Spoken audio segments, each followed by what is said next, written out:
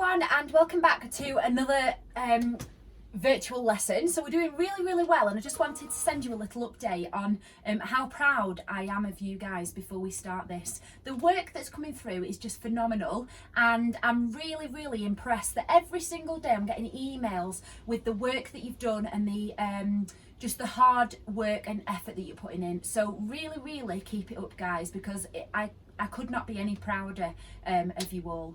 Okay, so today when we get started, we're going to finally have a look at our letters that we've been writing. Now, yesterday you all wrote a really good formal letter to Mrs. Ramsbottom from the zookeeper. And although these were absolutely phenomenal, we are going to be using a bit of a critical eye today to help us improve our writing. So our objective is to edit and improve writing, okay? So the ways that we would normally do this, as we've done over and over in class, is by getting coloured pencils, and I would say, right guys, can you spot a relative clause? Have you got parenthesis? Have you got noun phrases? All of these different features that we normally look for in writing, that's what we do. But because I'm not there to do that with you, instead I'm going to ask you a few key questions to answer today, and you're going to pull the answers to the questions from your pieces of writing that you did yesterday. So the first two key questions are, what's your favourite sentence and why? Okay, so what is your favourite sentence? I want you to copy it down on a piece of paper in your book, on the question sheet below. It's completely up to you. So what's your favourite sentence, but then why is it your favourite sentence? So is it because it uses really strong vocabulary? Is it because you've managed to get parenthesis in there using dashes that you've never done before?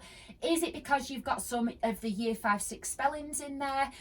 You tell me why it's a really good sentence and why it's your favourite, okay? Then I'd like you to think of 3 sentences that could be improved. So these are 3 of the old sentences that are already in your letter from yesterday, okay? Now the best way to do this is to find one that you think, it's a bit naff, I can improve that, and then to improve it, okay? Which I'll show you in a second. So you need old and new, and you need 3 of each of these, okay? So it might help you if you do, for example, number 1 is here, and then number 1 improved is there. Then number 2, and find number 2, and then put number 2 and improve it, and then so on until you've done all 3 of them, okay? So my sentence from my letter yesterday was a bit of a boring one, and it just said, the lazy lion ate Albert because he was a wind-up, okay?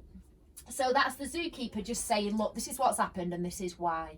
But like I said, it's not very formal, it's very basic vocabulary, it's not that interesting. So I've just improved it, and I've put, due to my beloved Wallace being wound up, he decided to unfortunately devour your son Albert, okay?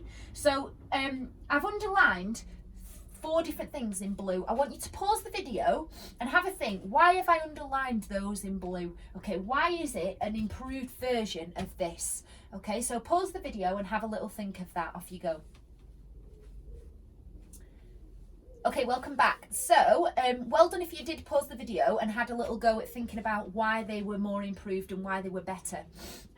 So due to, I've underlined that because I personally just feel like that's a bit more formal. It's a good opener for a sentence, and it also then gives us our fronted adverbial, okay?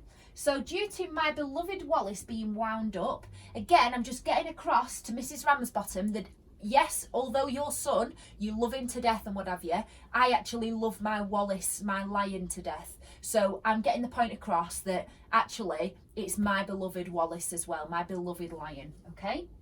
So again, just strong vocabulary. Being wound up, he decided to unfortunately devour your son Albert. So I've put unfortunately devour because devour is just a better word than ate.